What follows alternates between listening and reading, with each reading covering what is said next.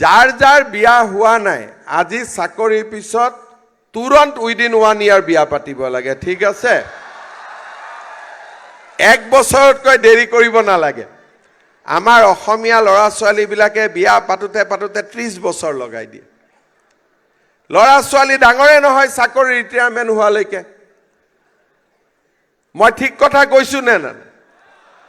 যদি 30 বছৰত বিয়া পাতো ৰিটায়াৰমেন্ট হ'ব 60 চনত ল'ৰা ছোৱালী ডাঙৰে নহয় ল'ৰা ছোৱালী 30 বছৰে হৈ থাকিব বা 28 বছৰ হৈ থাকিব 28 বছৰীয়া ল'ৰা এজনক ৰিটায়াৰমেন্টৰ সময়ত মোৰ ডাঙৰ ল'ৰাটোৰ বয়স হ'ব 28 বছৰ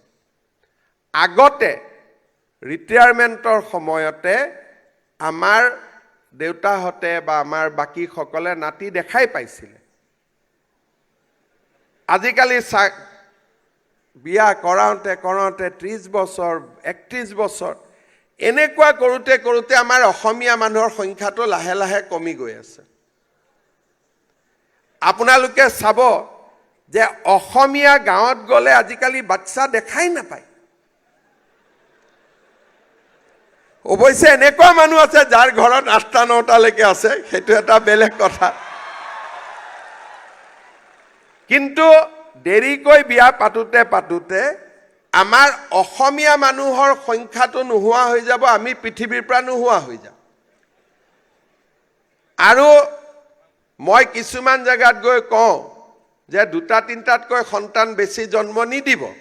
এতিয়া অসমীয়া মানুহক ক'বলগীয়া হৈছে ভাই বিয়া পাতিছ যদি সন্তানটো জন্ম দে কমসে কম এটা 2টালৈকেতো জন্ম দিব লাগে না দাদা বৰ দিগদাৰ লাগে ভয় লাগে কি কৰো লৰাটো জন্ম হলে কেনেকে খুৱাম ইমান চিন্তা কৰি থাকিলেতো নহব আমাৰ অসমীয়া মানুহৰ হস থাকিব লাগিব নে নাই 20 বছৰ পিছত 50 বছৰ পিছত সেই কাৰণে যি সকলে বিয়া পাতা নাই এবছৰত বিয়া পাতি বিয়াৰ চিঠি মোক পঠাব লাগে ঠিক আছে আৰু জুনে এবছৰ 2 বছৰ বিয়া পাতি সৰকাৰি চাকৰি নাই বুলি সন্তান জন্ম দিয়া নাই তেওঁলোকে ইমিডিয়েটলি সন্তান জন্ম দিব লাগে এই দুটা পৰামৰ্শ মোৰ ব্যক্তিগতভাৱে থাকিলে আজি আমাৰ